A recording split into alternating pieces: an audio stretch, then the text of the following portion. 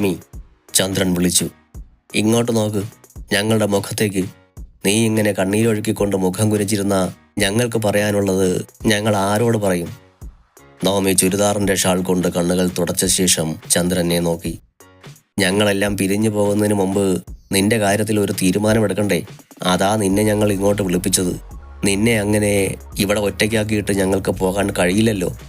ഒന്ന് നിർത്തിയിട്ട് അയാൾ തുടർന്നു. നിന്റെ അമ്മയ്ക്ക്, അതായത് നീ അമ്മയെന്ന് വിളിക്കുന്ന ഞങ്ങളുടെ പത്മേച്ചിക്ക്, ഇനി നിന്നെയും നോക്കിക്കൊണ്ട് ഇവിടെ ശിഷ്ടകാലം ജീവിക്കാൻ ഒട്ടും താല്പര്യമില്ലെന്ന് ഞങ്ങളെ അറിയിച്ചിട്ടുണ്ട്. പത്മേച്ചിക്ക് കുറച്ച് അസുഖങ്ങളുള്ളതിനാൽ ഇനി മുതൽ പത്മേച്ചി താമസിക്കുക ബാംഗ്ലൂരിൽ ശ്രീകുമാറിനൊപ്പമായിരിക്കും. അവിടെ നിന്നെയും കൂട്ടിക്കൊണ്ടു ചെന്ന് താമസിപ്പിക്കുക എന്നുള്ളത് ശ്രീകുമാറിനെ ബുദ്ധിമുട്ടായതിനാൽ നിന്നെ എവിടെയെങ്കിലും സുരക്ഷിതമായ ഒരിടത്ത് എത്തിക്കുക എന്നുള്ളതാണ് ഞങ്ങളുടെ പ്ലാൻ. നീ എന്തു പറയുന്നു? ഞങ്ങൾ നിർദ്ദേശിക്കുന്ന ഇടത്തേക്ക് പോകാൻ നീ തയ്യാറാണോ? ഇനി അല്ലെന്ന് പറഞ്ഞാലും നിന്നെ ഇവിടെ നിന്ന് നോക്കാൻ ശാരീരിക അവശതകളുള്ള ചേച്ചി തയ്യാറാവില്ലെന്നാണ് എനിക്ക് തോന്നുന്നത്. ചന്ദ്രൻ പറഞ്ഞു നിർത്തി. അല്ല അങ്കിളെ, എനിക്കൊരു സംശയം, അജയൻ പെട്ടെന്ന് ചാടിക്കയറി പറഞ്ഞു. അതോടെ എല്ലാവരുടെയും ശ്രദ്ധ അജയനിലേക്കായി. അങ്കിൾ പറഞ്ഞില്ലേ പത്മാൻ്റിക്ക് എന്തോ ശാരീരിക അവശതകളുണ്ടെന്ന്? അതെന്താ അങ്കിളെ ആൻറ്റിക്ക് ഞങ്ങളാരും അറിയാത്ത ഒരു അസുഖം? ഇനി അങ്ങനെ എന്തെങ്കിലും ഉണ്ടായിരുന്നെങ്കിൽ തന്നെ അങ്കിൾ അത് എന്നെ അറിയിക്കുമായിരുന്നല്ലോ. കഴിഞ്ഞ 2 ദിവസം മുമ്പ് ഞാൻ രാമചന്ദ്രൻ അങ്കിളിനെ കണ്ടപ്പോഴും അതിൻ്റെ ഒരു സൂചന പോലും നൽകിയില്ലല്ലോ എന്നോട്. എന്നിട്ടിപ്പോൾ ഇതുപോലൊരു അസുഖം നിമിഷനേരം കൊണ്ട് എങ്ങനെ വന്നു പത്മാൻ്റിക്ക്? എല്ലാ മനുഷ്യർക്കും, അത് നിന്റെ അമ്മയ്ക്കുൾപ്പെടെ, ഒരസുഖം വരാൻ അധിക സമയമൊന്നും വേണ്ടടാ ചക്ക. 1/2 സെക്കൻഡ് സമയം മതി, അത് തന്നെ ധാരാളമാ. പിന്നെ നാട്ടിലുള്ള എല്ലാ മനുഷ്യർക്കും അസുഖം വരുമ്പോൾ അതപ്പോൾ തന്നെ വന്ന് നിന്നെ അറിയിച്ചോണമെന്ന് ഒരു നിയമമൊന്നും ഈ നാട്ടിലില്ല. അതറിയില്ലേ നിനക്ക്? ഞാൻ എൻ്റെ ഒരു സംശയം ചോദിച്ചെന്നേ ഉള്ളൂ. അതിനങ്കിൾ ഇങ്ങനെ ദേഷ്യപ്പെടുവൊന്നും വേണ്ട. അജയ, നിന്നോട് ഏട്ടൻ ഒരു തവണ പറഞ്ഞു കഴിഞ്ഞു ഇവിടെ ഇരുന്ന് ഷോ കാണിക്കരുതെന്ന്. ഇനി അത് നിനക്ക് കാണിച്ചേ കഴിയുമെന്നുണ്ടെങ്കിൽ പുറത്തു പോകണം. ഈ കുടുംബത്തിൽ ഇല്ലാത്ത സകലരും പുറത്തു പോകണം, മനസ്സിലായല്ലോ? അത് തനിക്കുള്ള ഒരു സൂചനയാണെന്ന് രത്നമ്മ ടീച്ചർക്ക് തോന്നി. ഇവിടെ ഇപ്പോൾ ഈ കുടുംബത്തിൽപ്പെട്ടതല്ലാത്ത ആളെന്ന നിലയ്ക്ക് താൻ മാത്രമാണല്ലോ ഉള്ളത്. അത് മനസ്സിലായെങ്കിലും രത്നമ്മ ടീച്ചർ അറിഞ്ഞ മട്ടയെ നടിച്ചില്ല.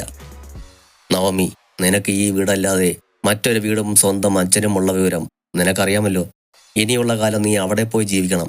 നിനക്ക് അവിടെ ഒരു അച്ഛനുണ്ട്, അമ്മയും കാണും. നീ എങ്ങോട്ട് പോണം മോളെ? കഴിഞ്ഞ 18 വർഷം നിനക്ക് ഈ വീട് അഭയം നൽകി. അല്ല, നീ ഈ വീട്ടിൽ സ്വന്തം പോലെ ജീവിച്ചു. നിന്റെ അച്ഛനെന്ന് നീ പറയുന്ന ആൾ ജീവനോടെ ഇരുന്നപ്പോഴൊന്നും നിന്നോട് ഞങ്ങൾ ഇങ്ങനെയൊരു കാര്യം ആവശ്യപ്പെട്ടിട്ടില്ല. ഇനി അത് ആവശ്യപ്പെടാതെ വയ്യ. നവമി ഒരു ഞെട്ടലോടെ മുഖമുയർത്തി അവരെ നോക്കി. അവളുടെ കണ്ണുകൾ മുമ്പിൽ നിൽക്കുന്ന ഓരോ മുഖങ്ങളിലൂടെയും മൂർന്നു പോയി അവസാനം ചെന്ന് അജയന്റെ മുഖത്ത് നിന്നു. അവനാകട്ടെ വിതുമ്പിപ്പൊടിയാൻ നിൽക്കുന്ന നവമിയുടെ മുഖം കണ്ടിട്ട് നെഞ്ചു വിലങ്ങി. അവളുടെ കണ്ണിന്റെ വെള്ളകളിൽ ഓരോ തുള്ളി ചോര ഇറ്റിച്ചതുപോലെ ഒരു ചുവപ്പ് രാശി പടർന്നു കിടപ്പുണ്ടായിരുന്നു. ഞാൻ എങ്ങോട്ട് പോകാൻ അങ്കിളെ? പെട്ടെന്നൊരു നിമിഷം വിളിച്ച് അങ്കിൾ എന്നോട് ഇവിടെ നിന്ന് ഇറങ്ങിപ്പോണമെന്ന് പറഞ്ഞാൽ എനിക്ക് പോകാൻ ഒരിടമുണ്ടോ? ഞാൻ എങ്ങോട്ട് പോകില്ല. ഈ വീട് വിട്ട് ഞാൻ എവിടേക്കുമില്ല. എനിക്കിവിടെ ജീവിച്ചാൽ മതി. ഇതാ എൻ്റെ വീട്. രാമചന്ദ്രൻ മാഷ എൻ്റെ അച്ഛൻ, എൻ്റെ അമ്മയായി ഇരിക്കുന്നത്. എനിക്കിവരൊക്കെ അല്ലാതെ ഈ ലോകത്ത് മറ്റാരുമില്ല. എൻ്റെ അമ്മയെയും ഈ വീടും വിട്ട് എനിക്ക് എവിടേക്കും പോണ്ട. അവൾ നിങ്ങളാരും പറയുന്നത് ഞാൻ അംഗീകരിച്ചു തരില്ലെന്ന മട്ടിൽ നിഷേധാർത്ഥത്തിൽ തലയാട്ടിക്കൊണ്ടിരുന്നു. അമ്മയോ? ആരാടി നിന്റെ അമ്മ? ഞാനോ? അതുവരെ എല്ലാം കേട്ടുകൊണ്ടിരുന്ന പത്മപ്രിയ പല്ലുകൾ ഞെരിച്ചുകൊണ്ട് ചോദിച്ചു. നിനക്ക് ജന്മം തരാത്ത ഞാൻ എങ്ങനെ നിന്റെ അമ്മയാകുമടി? എനിക്ക് 3 മക്കളേ ഉള്ളൂ. 3 മക്കൾക്ക് മാത്രമേ ഞാൻ എൻ്റെ ഈ വയറ്റിൽ പിറവി കൊടുത്തിട്ടുള്ളൂ.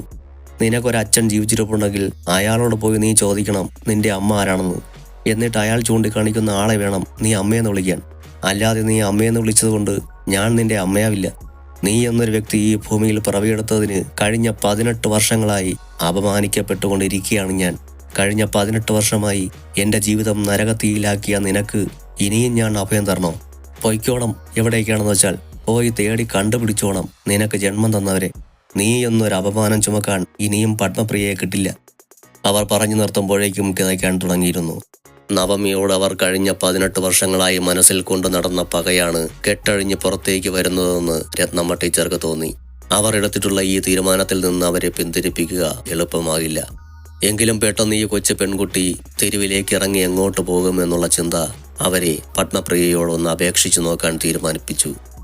നമ്മൾക്കെല്ലാം മനസാക്ഷി എന്നൊന്ന് ഉള്ളതല്ലേ പത്മേ? നിങ്ങൾക്ക് അതൊരിത്തിരിയെങ്കിലും ശേഷിക്കുന്നുണ്ടെങ്കിൽ ഇവളോടൊന്ന് കരുണ കാണിച്ചൂടെ? രത്നമ്മ ടീച്ചർ കെഞ്ചും പോലെ ചോദിച്ചു. കരുണയോ? ഇവളോടോ? അങ്ങനൊരു സാധനം ഇവളോട് ഞാൻ കാണിച്ചാൽ ദൈവം എന്നെ ശിക്ഷിക്കും. കഴിഞ്ഞ 18 വർഷമായി എൻ്റെ ഭർത്താവിനെ എന്നിൽ നിന്ന് അന്യനാക്കി കളഞ്ഞ മുതലായി നിൽക്കുന്നത്. ഇവളോട് ഞാൻ ഇനിയും കരുണ കാണിക്കാൻ നിന്നാൽ പിന്നെ പത്മപ്രിയ എന്ന ജന്മത്തിന് എന്തർത്ഥമാണുള്ളത്? അവരുടെ കണ്ണിൽ വൈരപ്പൊടി തിളങ്ങുന്നത് രത്നമ്മ ടീച്ചർക്ക് കാണാമായിരുന്നു. ഇന്നലെ വരെ തന്നെ അമ്മയെന്ന് വിളിക്കാൻ സമ്മതിക്കുകയും താൻ അമ്മയായി കാണുകയും ചെയ്ത വ്യക്തി, ആ വ്യക്തിയുടെ നാവിൻ തുമ്പിൽ നിന്ന് പാഞ്ഞു വന്ന തീവള്ളികൾ നവമിയെ ചുറ്റിവരിഞ്ഞ് ശ്വാസം മുട്ടിച്ചു കളഞ്ഞു. 2 ദിവസം സമയം തരും നിനക്ക്. അതിനു മുമ്പ് ഇറങ്ങിക്കോണം ഈ വീട്ടിൽ നിന്ന്. എവിടേക്ക് പോകും നീ എന്ന ചോദ്യം എൻ്റെ മുന്നിലേക്ക് ഇട്ടു തരണ്ട. ഒരു ദയയും കിട്ടാൻ പോകുന്നില്ല എന്നിൽ നിന്ന്. നീ എവിടെ നിന്ന് ഈ വീട്ടിലേക്ക് കൈപിടിച്ചെത്തിയോ അവിടേക്ക് തന്നെ മടങ്ങിപ്പിക്കൊള്ളണം. ഒരവകാശവും പറയാതെ, ഒരു തുള്ളി കണ്ണീർ പോലും പൊഴിക്കാതെ പൊക്കോണം എൻ്റെ മുമ്പിൽ നിന്ന്. പത്മപ്രിയ അവസാന വാക്കെന്ന പോലെ പറഞ്ഞു. പത്മപ്രിയയുടെ മറ്റൊരു മുഖം കണ്ട് തരിച്ചു നിൽക്കുകയായിരുന്നു അജയൻ. ഇവർ ഇന്നോണം അണിഞ്ഞിരുന്ന മുഖം മൂടിയാണ് ഇവിടെ അഴിച്ചു മാറ്റി വച്ചിരിക്കുന്നത്. അഭിനയവും ചമയവും അഴിച്ചു മാറ്റിയ പച്ചയായ സ്ത്രീ. ഇവർക്ക് ഇങ്ങനെയും ഒരു മുഖമുണ്ടായിരുന്നു. അജയൻ നോക്കുമ്പോൾ എന്തോ പറയാനായി രത്നമ്മ ടീച്ചർ പത്മപ്രിയയുടെ അടുത്തേക്ക് വരികയാണ്. വേണ്ട ടീച്ചറെ, അവൻ അവരെ തടഞ്ഞു. കരുണ എന്തെന്നറിയാത്ത ഇതിൻ്റെയൊന്നും കാല് പിടിച്ച് കരഞ്ഞിട്ട് പോലും കാര്യമില്ല. ഇവരെ പറഞ്ഞു മനസ്സിലാക്കാൻ ശ്രമിക്കുന്നവർ വെറുതെ നാണം കെടാമെന്നേ ഉള്ളൂ. അല്ലാതെ ഇവറ്റകളുടെ ഒന്നും മനസ്സലിയില്ല. അവൻ തിരിഞ്ഞ് ചന്ദ്രനെയും പ്രഭാകരനെയും നോക്കി. ആണത്തം കാണിക്കേണ്ടിയിരുന്നത് ഇപ്പോഴല്ല ഉണ്ണിത്താമാരെ. രാമചന്ദ്രനെങ്കിൽ ജീവനോടെ ഇരുന്നപ്പോഴായിരുന്നു. അന്ന് അതിന് നിങ്ങൾക്ക് നട്ടെല്ലില്ലായിരുന്നു. അവിടെ നട്ടെല്ലിന്റെ സ്ഥാനത്ത് വാഴപ്പിണ്ടിയും പിടിപ്പിച്ചുകൊണ്ട് മറഞ്ഞിരുന്നു നിങ്ങൾ, അവസരം കാത്ത്, അല്ലേ? പക്ഷെ ഇതുകൊണ്ടൊന്നും കഥ തീരില്ലെന്ന് 2 ഉണ്ണിത്താന്മാരും ചെവിയിൽ കുറിച്ചു വെച്ചോ. അവൻ നടന്ന് നവമിയുടെ അടുത്തേക്ക് വന്നു. ധൈര്യമായിട്ടിരിക്കടി. നിന്റെ തലയിൽ വരച്ച വര ഇപ്പോഴായിരിക്കും നീ എത്തിച്ചേരേണ്ടിടത്ത് തന്നെ കൊണ്ടെത്തിക്കാൻ പോകുന്നത്. ഏതായാലും മുഖം മൂടിയിട്ട നരക പിശാചുകൾ വാഴുന്ന ഒരിടമായിരിക്കില്ല അത്. ഡാ! പെട്ടെന്ന് ചന്ദ്രൻ ചാടി എണീറ്റു. നരക പിശാചെന്ന് നീ വിളിച്ചത് ആരെയാടാ? ചന്ദ്രൻ കൈവീശി അവന്റെ മുഖത്തേക്കടിക്കാനായി പാഞ്ഞു വന്നു. നവമിയല്ല അജയൻ. 1 തന്നാ ഇവിടെ ഇട്ട് 9 എണ്ണം ഞാൻ തിരിച്ചു തന്നിരിക്കും. അത് വാങ്ങിക്കാൻ ശേഷിയുണ്ടെങ്കിൽ മാത്രമേ അജയന്റെ ശരീരത്ത് കൈവയ്ക്കാൻ പാടുള്ളൂ. അതേത് തമ്പുരാൻ കുട്ടിയായാലും ഉണ്ണിത്താനായാലും. അജയനെ തല്ലാനായി ഉയർത്തിയ ചന്ദ്രന്റെ കൈ മെല്ലെ താണുപോയി. ശ്രീകുമാർ കാർ മെല്ലെ ഓടിച്ചു കൊണ്ടുവന്ന് മുറ്റത്തിന്റെ ഒരു കോണിലേക്ക് ഒതുക്കിയിട്ടു. കാറിനുള്ളിൽ ഇരുന്നു കൊണ്ട് അവന്റെ ഭാര്യ നിമിഷ വീടിന് നേർക്ക് നോക്കി. അച്ഛന്റെ ബോഡി എടുത്തതോടെ ബന്ധുക്കാരും നാട്ടുകാരുമെല്ലാം സ്ഥലം വിട്ടെന്ന് തോന്നുന്നല്ലോ ശ്രീ. ഇവിടെങ്ങും ആരെയും കാണുന്നില്ലല്ലോ. ശ്രീയുടെ സഹോദരിമാരും ആ തക്കത്തിന് സ്ഥലം കാലിയാക്കിയോ? ഇനിയിപ്പോ വീട്ടിൽ ആളില്ലെന്ന കുറ്റമായോ നിമിഷ നിനക്ക്? ഇതുവരെ ആൾ തിരക്കൽ നിനക്ക് ശ്വാസം മുട്ടുന്നു എന്നായിരുന്നല്ലോ പരാതി. ശ്വാസം മുട്ടുന്നെന്ന് ഞാൻ വെറുതെ പറഞ്ഞതാണോ? അങ്ങോട്ട് തിരിഞ്ഞാലും ഇങ്ങോട്ട് തിരിഞ്ഞാലും വൃത്തിയില്ലാത്ത ഓരോന്ന് ഓടി വന്ന് കയ്യെ പിടിക്കും. പിന്നെ മരണ വീടാണെന്ന ചിന്ത പോലും ഇല്ലാതെ വിശേഷം തിരക്കൽ. എല്ലാവരും എന്നെ ആദ്യമായി കാണും പോലെ അത്ഭുതത്തോടെ നോക്കുന്നത്. അതവർക്ക് നിന്നോടുള്ള സ്നേഹം കൊണ്ടല്ലേടി. നീ അത് മനസ്സിലാക്കുന്നില്ലെന്ന് മാത്രം. ഇതാണോ ശ്രീയുടെ കുടുംബക്കാരുടെ സ്നേഹം? ഇത് നല്ല സ്നേഹമാ.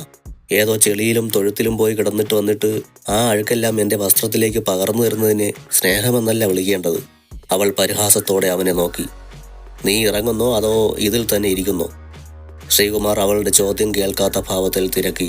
ഒപ്പം തന്നെ അവൻ ഡോർ തുറന്ന് പുറത്തേക്ക് ഇറങ്ങുകയും ചെയ്തു. ശ്രീകുമാറും നിമിഷയും മകനുമൊത്ത് കുറച്ചു മുമ്പാണ് പുറത്തേക്ക് പോയത്. തിരുവല്ലയിലുള്ള നിമിഷയുടെ കുടുംബ വീട്ടിലേക്കാണ് അവർ പോയത്. രാവിലെ മുതൽ ആഹാരമൊന്നും കഴിക്കാതെ വിശന്ന് വലഞ്ഞു പോയപ്പോൾ നിമിഷ അവനെ നിർബന്ധിച്ച് പുറത്തേക്ക് കൊണ്ടുപോവുകയായിരുന്നു. 3 മണിയായപ്പോൾ കഞ്ഞിയും കറിയും കണ്ടതോടെ അതുവരെ വിശന്നിരുന്ന നിമിഷയ്ക്ക് ദേഷ്യം വന്നു. ശ്രീകുമാറിനും കഞ്ഞി കുടിക്കുന്നതിനോട് വലിയ താല്പര്യമില്ലായിരുന്നു. അങ്ങനെയാണ് അവർ മകളെയും കൂട്ടി വീട്ടിൽ നിന്നും ഇറങ്ങുന്നത്. തിരികെ പോരുമ്പോൾ മകൾ ഹിമയെ അവർ നിമിഷയുടെ വീട്ടിൽ നിർത്തിയിട്ടാണ് പോകുന്നത്. ശ്രീകുമാറും നിമിഷയും സിറ്റ് ഔട്ടിലേക്ക് വന്നു കയറുമ്പോൾ പ്രഭാകരനുണ്ട് താൻ പകയോടെ കൈവിരലുകൾ കൂട്ടിഞ്ഞിരിച്ചുകൊണ്ട് സ്വീകരണ മുറിയിൽ നിന്ന് ഇറങ്ങി വരികയാണ്. അയാളുടെ മുഖഭാവം കാണെ ഇവിടെ ഗൗരവതരമായതെന്തോ സംഭവിച്ചു കഴിഞ്ഞിരിക്കുന്നു എന്ന് ശ്രീകുമാറിന് തോന്നി. എന്താ അങ്കിളെ, എന്താ മുഖമല്ലാതിരിക്കുന്നത്? അങ്കിൾ അവളോട് സംസാരിച്ചില്ലേ ഞങ്ങൾ പറഞ്ഞ കാര്യം? ശ്രീകുമാർ അയാളുടെ അടുത്തേക്ക് ചെന്നിട്ട് ശബ്ദം താഴ്ത്തി ചോദിച്ചു. പ്രഭാകരനുണ്ട് താൻ കുറുക്കൻ്റേത് പോലുള്ള അയാളുടെ കണ്ണുകൾ തുറച്ച് അവനെ നോക്കി. സംസാരിച്ചു, പക്ഷെ അവൾ ചെറഞ്ഞു നിൽക്കുക. അവൾ ഇവിടെ നിന്ന് പോകാൻ തയ്യാറല്ലെന്ന്. നിന്റെ അച്ഛനെ തന്നെ മതിയെന്ന് അവൾക്കും അച്ഛനായിട്ട്. അവൾക്ക് ഈ ജന്മത്ത് വേറൊരാളെ അച്ഛനായി കാണാനാകില്ല പോലും. എന്നിട്ട് നിങ്ങൾ അതങ്ങ് സമ്മതിച്ചു കൊടുത്തോ? ആ നിമിഷം അവളുടെ അഹങ്കാരം തീർത്തു കൊടുക്കാനുള്ളതിന് പകരം നിങ്ങളെല്ലാം കൈയും കെട്ട് കേട്ടു നിന്നു അല്ലേ? അവളുടെ കരണത്തും ഓരോന്ന് കൊടുത്തിട്ട് ഉള്ള കൂറത്തുണിയും വാരി പുറത്തിട്ട ശേഷം ഇറങ്ങാൻ പറയണമായിരുന്നു അവളോട്. ഇനി ആ പട്ടിച്ചിയോട് ഒരു മര്യാദയും കാണിക്കേണ്ട കാര്യമില്ല. ശ്രീകുമാർ മുമ്പോട്ട് നടക്കാൻ നേരം പ്രഭാകരനുണ്ണിത്താൻ പിന്നിൽ നിന്ന് അവന്റെ കൈക്ക് പിടിച്ചു. അവിടെ നിൽക്ക്, അവിടെ ചന്ദ്രനുണ്ട്, നീ ഇപ്പോൾ അങ്ങോട്ട് പോണ്ട. അതുമല്ല, അവൾക്ക് പിന്തുണയുമായി ആ തലതെറിച്ചവനുമുണ്ട്. അതാരാ അങ്കിളെ പുതിയൊരു അവതാരം? അജയൻ. ശ്രീദേവി ആന്റിയുടെ മകൻ അജയനോ? അവനെന്താ ഈ പ്രശ്നത്തിൽ കാര്യം? ഇത് അവനെയോ അവന്റെ അമ്മയെയോ ബാധിക്കുന്ന പ്രശ്നമല്ലല്ലോ. അങ്ങനെ എന്തെങ്കിലും ചിന്ത അവനുണ്ടോ? വഴിയെ പോകുന്ന വഴക്കിനെ പിടിച്ച് വേലി പൊളിച്ചകത്തിടുന്ന സ്വഭാവമല്ലേ അവൻ്റെത്? അവന്റെ ആ സ്വഭാവമൊക്കെ അവന്റെ മറ്റേടത്തെടുത്താൽ മതി, ഇവിടെ വേണ്ട. പുറത്തിറങ്ങാൻ പറയാൻ വയ്യായിരുന്നോ നിങ്ങൾക്ക് അവനോട്? ശ്രീകുമാർ തന്നെ പിടിച്ചിരുന്ന പ്രഭാകരനുണ്ണിത്താന്റെ കൈ പിടിച്ചു മാറ്റി. മോനെ, നീ അകത്ത് ചെന്ന് പ്രശ്നമുണ്ടാക്കാൻ നിൽക്കരുത്. ചന്ദ്രേട്ടൻ അവരുമായി സംസാരിച്ചു കൊണ്ടിരിക്കുക. നമ്മൾ പറയുന്നത് അവൾക്ക് മനസ്സിലാക്കാനുള്ള കഴിവില്ലെങ്കിൽ പോരെ ബലപ്രയോഗം? അതുമല്ല, അവളൊരു പെണ്ണാണെന്ന് ഓർക്കണം. പെണ്ണായാലും ആണായാലും നമ്മുടെ വീടുമായി ഒരു ബന്ധവുമില്ലെന്ന് അറിഞ്ഞു കഴിഞ്ഞാൽ ഇറങ്ങിപ്പോയിക്കൂടെ അവൾക്ക്? പിന്നെയും എന്തിനാ ഇവിടെ ഇങ്ങനെ കടിച്ചു തൂങ്ങി കിടക്കുന്നത്? ശ്രീകുമാർ അത്രയും പറഞ്ഞിട്ട് അകത്തേക്ക് ചെന്നു. അവൻ ചെന്ന് കയറുമ്പോൾ ആ സദസ്സ് പെട്ടെന്ന് നിശ്ചലമായതുപോലെ അവന് തോന്നി.